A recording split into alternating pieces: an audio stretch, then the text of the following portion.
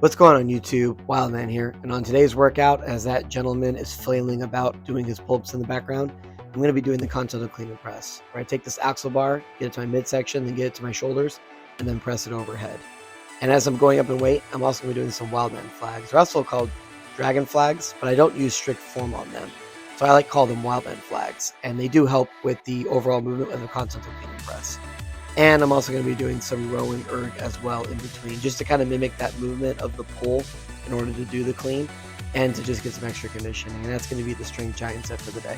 Now, actually, as I was working out in the gym, because it was a busy day, there was a lot of gym goers. One gentleman did ask me why I was doing this, because he does CrossFit. So he does a lot of power cleans and power snatches.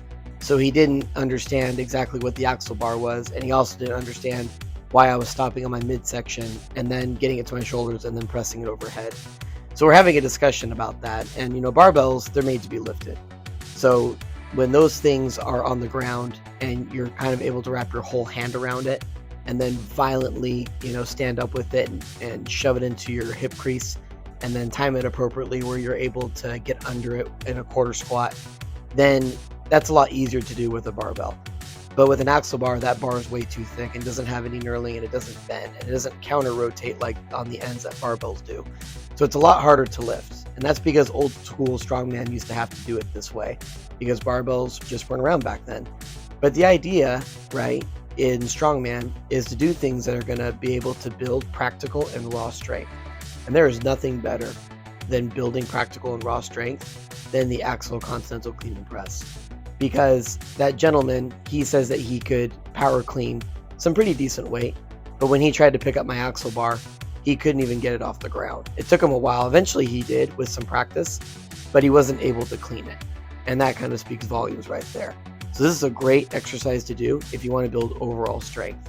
And as I was going up, this is my second to top set, I was doing a 1-2 pattern where I take it from the ground, press it overhead, and then bring it down to my shoulders and then immediately press it for a second rep.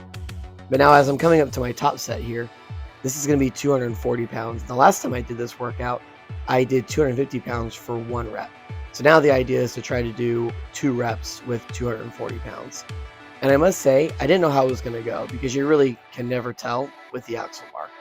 But I was able to move pretty efficiently up to my shoulders and to press it overhead. And then the thing is, I got my air at the top, like you should be doing. You want to get the air right there.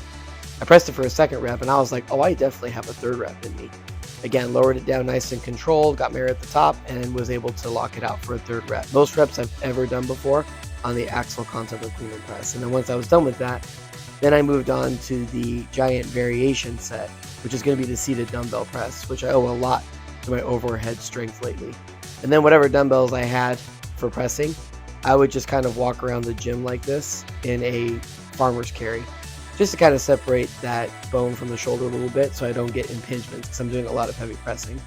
And I continue on doing my Wildman flags as I found another friend who is now doing some shoulder flies. So it was a good day in the gym. Everybody was getting their reps in and getting their work done.